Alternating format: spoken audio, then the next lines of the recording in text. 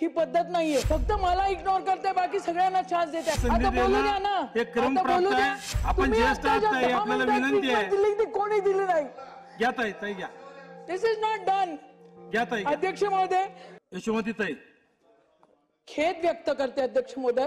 मी 10 मिनिटापासून हात वर करते. आज सगळेजण बघतायत, पण ही पद्धत नाहीये. फक्त मला इग्नोर करते, बाकी सगळ्यांना चान्स देत आहे.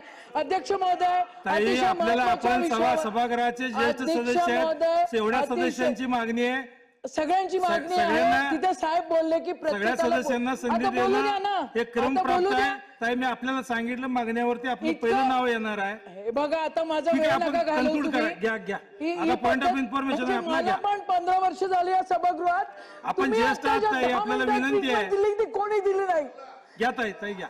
दिस इज नॉट डन. घ्या ताई. अध्यक्ष महोदय, ताई असं नाही होत. अध्यक्ष महोदय, हो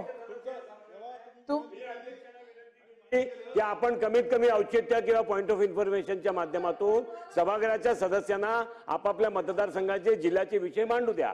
अध्यक्ष महोदय मलाही नाही म्हणतायत, मी काही रिएक्ट नाही झालो, मलाही नाही म्हणतायत. त्यामुळे आता त्यांना संधी दिली आहे, ते बोलायला उभे राहिले. ते बोलायला उभे राहिलेत. माझी विनंती आहे आपण बोला.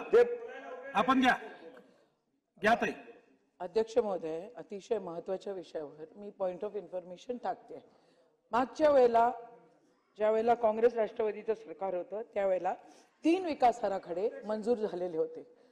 मोजरी विकास आराखडा राष्ट्रसंत तुकडोजी महाराजांचा, गाडगे बाबांच्या नावाने वलगाव विकास आराखडा आणि आई कौंडण्यपूरच्या आई रुक्मिणीच्या नावाने पंढरपूरचा विकास आराखडा. सगळ्या बिल्डिंगा तयार आहेत, सगळे तयार आहेत. त्याच्यासाठी फर्निचरसाठी पैसे मागितलेले आहेत.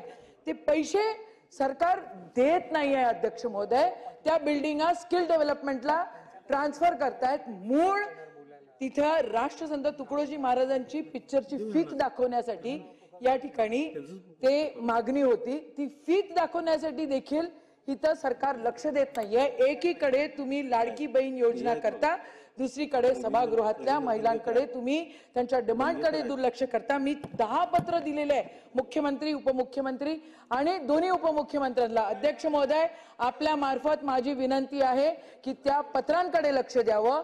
महिला ज्या सभागृहामध्ये आहे त्यांच्या ज्या डिमांड आहेत त्याच्याकडे लक्ष द्यावं आणि त्या ज्या बिल्डिंग आहेत त्या दुसरीकडे कुठेही ट्रान्सफर न होता त्या ज्या कारणासाठी बनलेल्या आहेत त्या कारणासाठी त्या बिल्डिंगांचा वापर व्हावा.